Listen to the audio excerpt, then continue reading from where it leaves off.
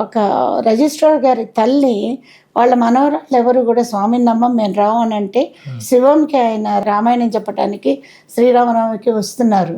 నాకు 16 ఏళ్ళు 15 ఏళ్ళు అప్పుడు. అమ్మ మీనాక్షిని తీసుకెళ్తావా, నీకు కాస్త భక్తి ఎక్కువే అని అంటూ నా దగ్గరికి వచ్చింది.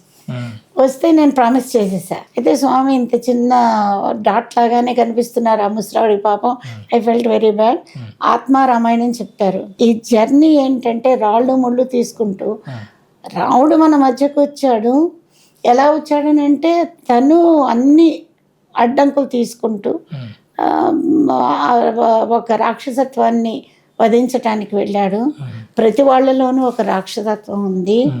పూర్వకాలం అంటే ఒక రాక్షసుని వధించారు.